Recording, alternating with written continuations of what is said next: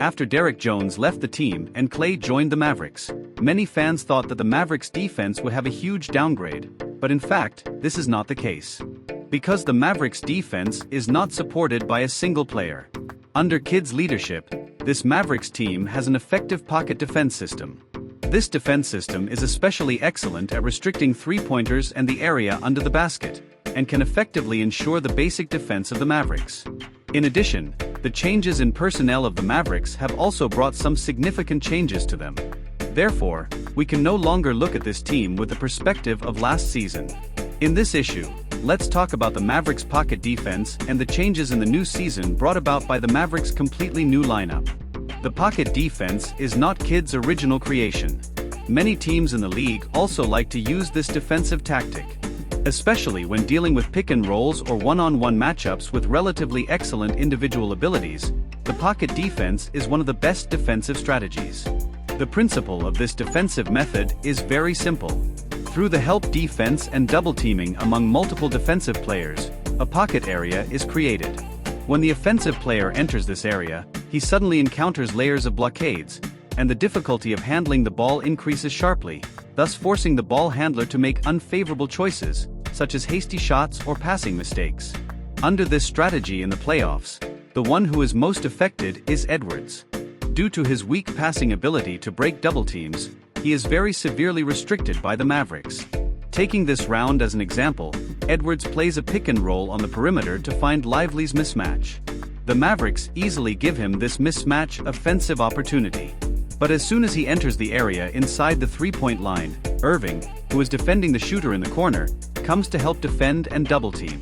And if you pause this scene, you will find that Luka has already let go of Conley in the weak side corner and is stuck under the basket as the next line of defense. At the same time, PJ, who is defending the weak side, also decisively lets go of Reed and is always waiting in the area to double-team Edwards. Even Derek Jones, who is defending the top of the arc, is always ready to double-team. And this is the so-called pocket defense. What happened next in this round was that Edwards passed the ball to Jaden in the baseline area. The latter was directly double-teamed by Luka and Irving at the baseline and finally ended in a turnover. As can be seen, pocket defense is essentially a zone defense strategy. The core purpose is to limit the opponent's key scorer. Through a tight defensive layout, the opponent is forced to pass the ball to a more peripheral area or an area with less defensive pressure, thereby reducing their scoring efficiency. To break it down, the ball needs to be passed to an open teammate after the help defense occurs. For example, in this round, after Edwards gets past Irving's defense by using a pick and roll and breaks into the area below the free throw line, he immediately enters the help defense pocket of Lively and PJ. But in this round, because the Mavericks' subsequent rotation did not cover Reed on the strong side, Edwards found this open space in the air and the Timberwolves made a three-pointer. Therefore, the difficulty of pocket defense is actually not how to provide help defense. After all, help defense is something that every team can do. The difficult part is how to selectively leave open players and how to rotate and fill the positions where the opponent may pass the ball after providing help defense and double teaming. Like in this round, after Edwards stops the ball at the free throw line, the Mavericks defense covers the entire restricted area. They completely leave open the weak side corner and 45 degrees. The defense is all concentrated on the strong side. In this round, actually at the beginning, Jaden on the strong side had an open opportunity. But under Lively's overwhelming defense, Edwards didn't see it at first. And when he used his footwork to get rid of the defender on the spot, PJ had already filled this open space. Finally, Edwards can only pass the ball to the weak side corner.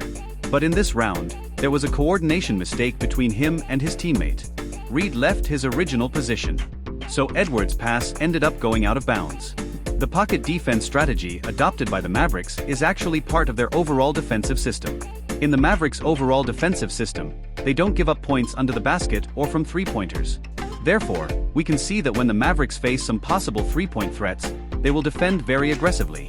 They even hope that you don't shoot in this round but break through the defense. And once you enter the restricted area, it's the world of pocket defense. This strategy of not giving up three-pointers is also reflected in the Mavericks' switching defenses.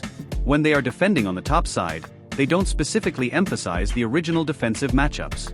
They won't let Derek Jones or PJ forcefully fight through screens. Instead, they will give some switching defenses that may be blown up.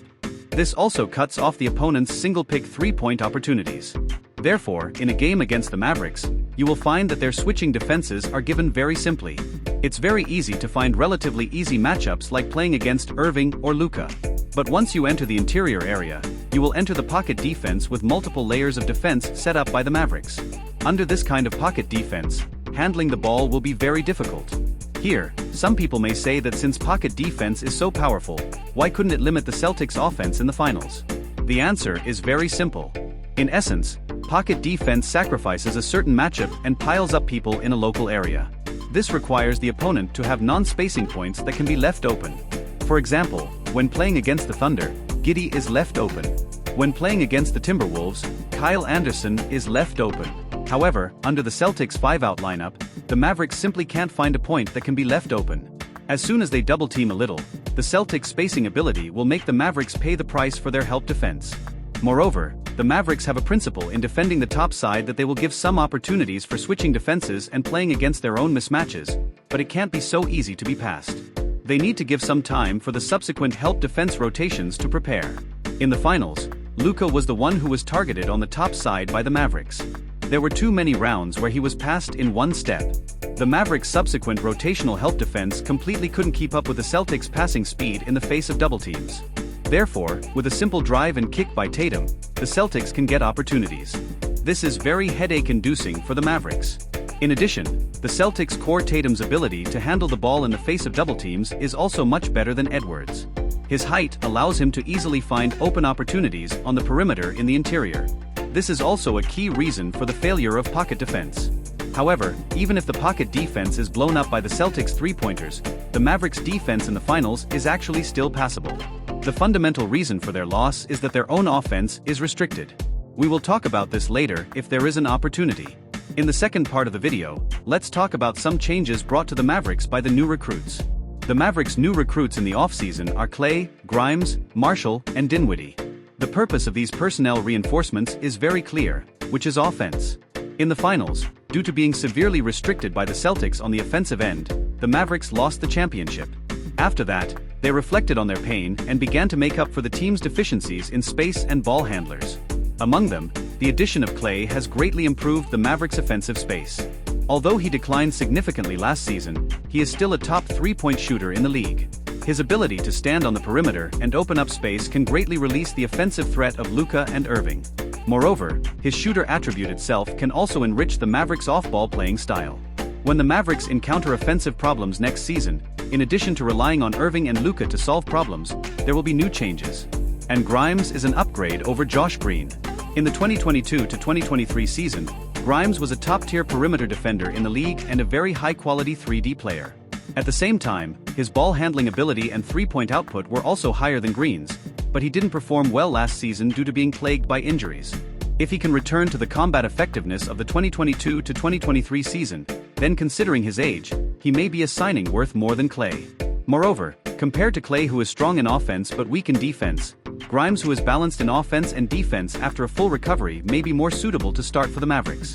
Marshall, who was quickly signed after losing Derrick Jones, is a standard versatile forward.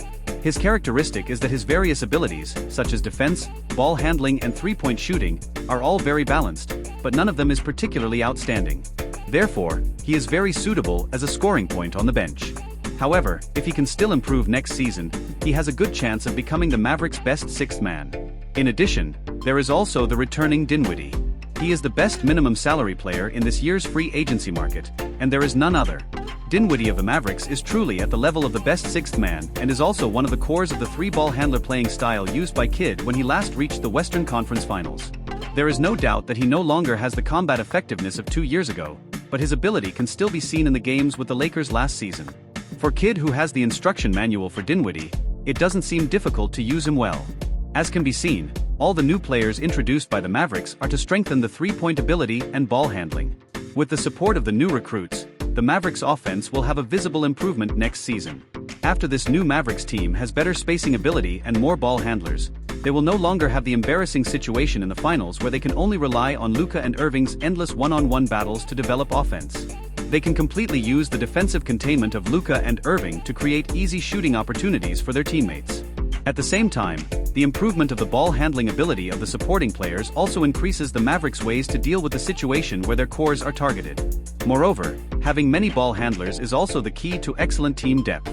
Last season, although the Mavericks were very strong, as long as Luka and Irving were missing one, it was very difficult to play.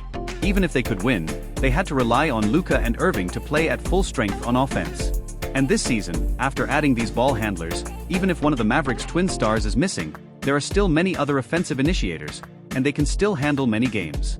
Moreover, because of Kidd's pocket defense system, the Mavericks, after losing Derrick Jones, will not downgrade their defense too much. Especially when the Mavericks' defensive core Lively has grown for another year, their defense still retains a strong foundation. In the latest rankings of major media, the Mavericks in the new season basically enter the top 4 in the Western Conference, but no prediction is willing to put the Mavericks in first place in the Western Conference. For a Western Conference champion that basically retains its lineup and even strengthens it, this is undoubtedly a kind of underestimation. However, since last year, the Mavericks have been used to making a comeback all the way. This time, can they slap the world in the face like before?